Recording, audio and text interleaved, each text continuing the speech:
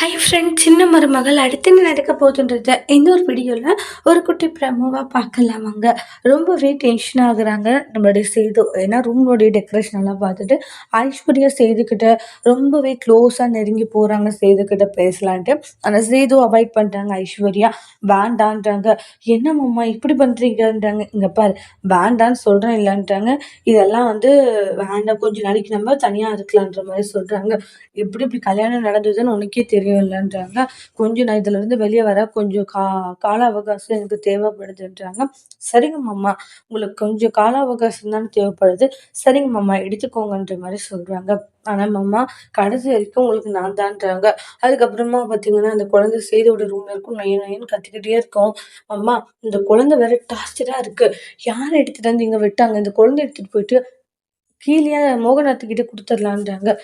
இல்ல, எல்லாரும் தூங்க போயிட்டாங்க, குழந்தை இங்கே இருக்கட்டும் விடு, படுத்துட்டு தூங்கிட்டு தானே இருக்காது சைலண்டான்றாங்க. மாமா, என்ன மாமா, வேண்டாம் மாமா. ஐஸ்வர்யா, குழந்தை ஒண்ணு என்ன பண்ணுச்சு, ஏன் நீ குழந்தைய கூட இந்த மாதிரி பண்ணிட்டு இருக்கான்றாங்க.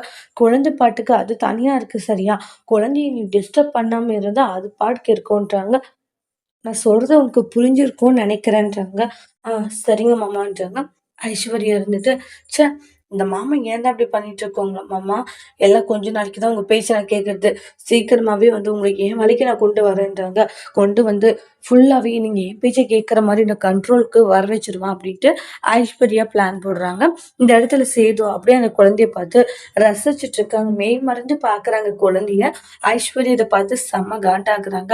அதோட இந்த பிரமும் முடிச்சிருக்காங்க. இனி வரக்கூடிய எபிசோட்ல என்ன மாதிரி ஒரு டோஸ்ட் வரப்போகுதுன்றத வெயிட் பண்ணி பார்க்கலாம். இந்த வீடியோ உங்களுக்கு பிடிச்சிருந்தா லைக் பண்ணுங்க, கமெண்ட் பண்ணுங்க, ஷேர் பண்ணுங்க.